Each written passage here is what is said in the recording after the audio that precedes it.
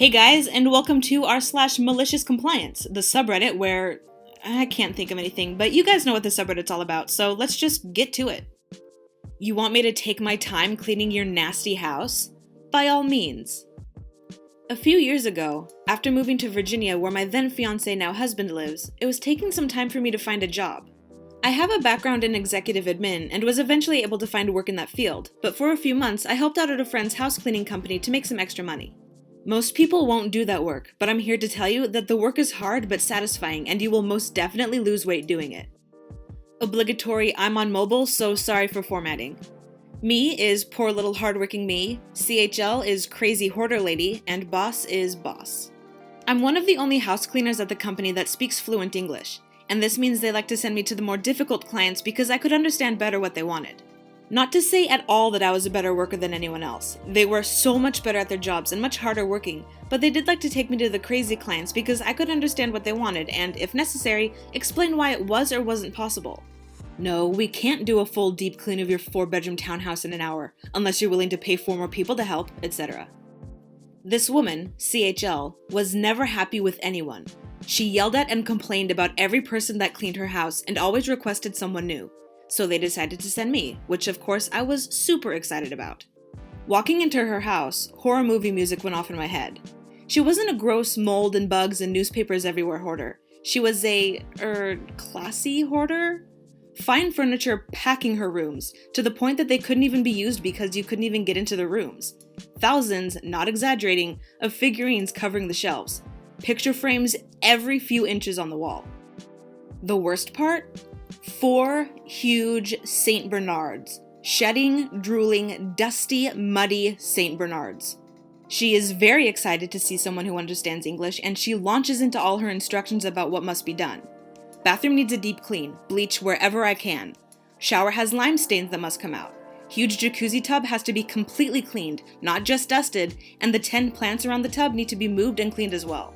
There are special requirements for every bedroom. Her adult son is home from college and his bathroom is absolutely atrocious, so I have to spend time in there.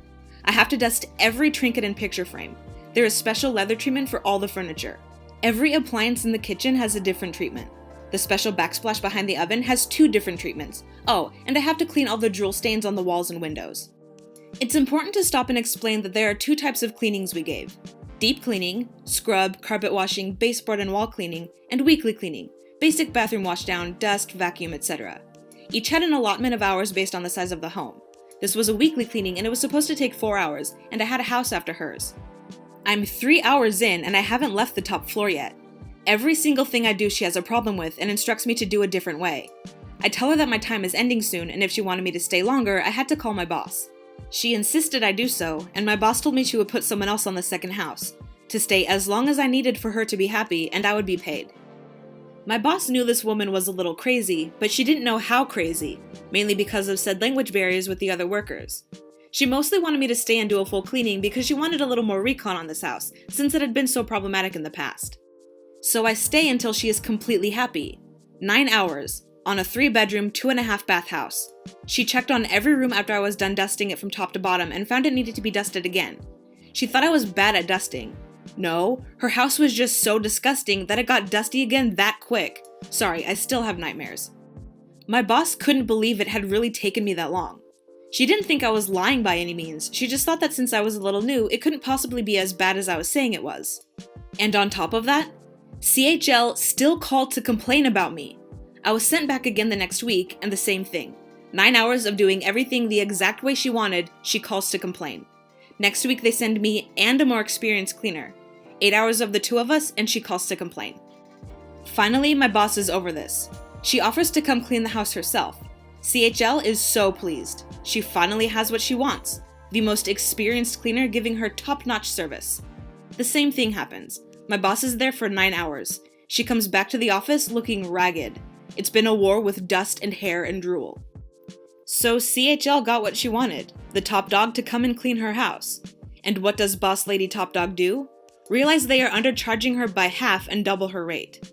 She was furious, and we left her to find a different company to be suckered into cleaning that mess. Too long didn't read? Crazy lady with gross house is never happy with anyone cleaning it. ends up being cleaning company owner to clean the house, who ends up charging her double what her normal rate was because of all the add-ons. My mother would never eat that. This is a long one, so hang in there, folks. So I work in an NHS hospital. For those unfamiliar with the NHS, it's the healthcare system in the UK, where most aspects of healthcare are paid by national insurance, which comes out of your wage slip and funds the NHS. As well as this, all food provided by the NHS is covered.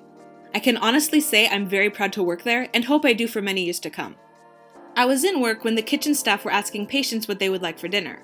I heard patient B request a roast lamb dinner and an egg custard. Some pastry thing, Brits love it, I think it's vile. Patient B had full capacity, but her daughter usually sat with her in hospital, even after visiting times because most of the staff were too intimidated by her to ask her to leave. Her daughter spent most of the time slagging off the hospital and its care to her mom, as if her mom was the only patient in the entire hospital. Dinner time approaches, and I was helping the healthcare staff, and I approached patient B with her roast lamb dinner and vile egg custard. The scene goes something like this. Patient B: "What is this? I didn't order this." Me: "Yes, you did. You asked for roast lamb dinner and egg custard." Daughter: "I don't think so, hun. My mom doesn't eat lamb and thinks egg custard is disgusting. So one thing we agree on. She would never eat that." Me: "Sorry, patient B, but you definitely ordered this. But if you've changed your mind, I can see what's left over on the trolley and you can pick from there. I also think there are sandwiches in the ward fridge if you want something light." Daughter: "How dare you? Do you think a sandwich would be enough to fill my mom for dinner? You give her the wrong order and try to palm her off with leftovers because you can't be arsed to fix it yourself. I demand you bring me a menu now." Patient B: "Listen to my daughter, I would never order this. You've clearly made a mistake." Patient A, in the bed next to her: "No, she did ask for it, I heard her." Daughter: "I'm sorry, did anyone ask for your input?" So I spoke to the manager, who told me to reorder a meal to save the bolache? Is it bolache? Bolache? I'm gonna go with bolache because that's funny, but let me know in the comments. Of them making a complaint. So I complied with their request and I brought a menu down to them, where the patient reordered a turkey dinner and a chocolate cake. So I went to remove the lamb dinner, that remained covered and untouched, from the table. Daughter: "Excuse me, where are you going with that?" Me: "I'm putting it back on the trolley because your mom doesn't want it." Patient B: "Leave it there anyway, in case my new dinner doesn't come up." Daughter: "Yes, leave it here. I don't want my poor mother to starve." Suddenly, everything clicked into place. Patient B clearly ordered the dinner time meal for her daughter, then would proceed to kick off when the wrong meal was given to her. So when she got the right one, she assumed I'd leave the wrong one there, so the daughter could have a free meal. She thought I'd be too scared, because her daughter was intimidating AF, and would leave both meals at her bedside. Me: "Sorry, but if your mom doesn't want this dinner, it has to go back onto the trolley, just in case we have new patients arriving." Which was bullcrap because we had no new patients scheduled to come up. Daughter: "This is disgusting. What's going to happen if her new dinner doesn't come up? She'll starve." Me: "But I thought you said she would never eat this. If she wasn't going to touch it, why would you make me order her a meal?" Patient B: "And I thought you were such a lovely girl. You're going to leave me hungry now." Me: "No, I won't, patient B. Your dinner has arrived." Daughter: "I told you to leave the lamb dinner here." I very calmly went over and lifted the tray off the bedside table and placed it back on the trolley. I watched the daughter fume and scowl as I placed it in the trolley and went to the hot counter to bring patient B her new dinner. I even ordered an extra side of gravy just in case. I went over with the new dinner and placed it on the table next to her. Me, sickly sweet: "Anything else I can get you?" Daughter: "Just get out of my face, now." Just as I was walking away, patient A's sister came out. A's sister: "Excuse me, I've been sat with my sister all day and I'm a bit peckish.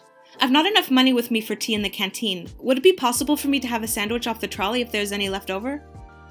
Me, looking over at B's daughter: "Well, as luck would have it, there's a spare lamb dinner going if you want it." Sister: "Oh no, I couldn't. Honestly, a wee sandwich is all I want." Me: "No, I insist. It's not been touched and it's still covered, so it will still be warm. Hang on and I'll get it. It will only go to waste if it's left on the trolley." A's sister: "Oh, that's lovely. Thank you so much." I then got to witness B's daughter throw a massive temper tantrum and storm off the ward. So a lesson here, folks.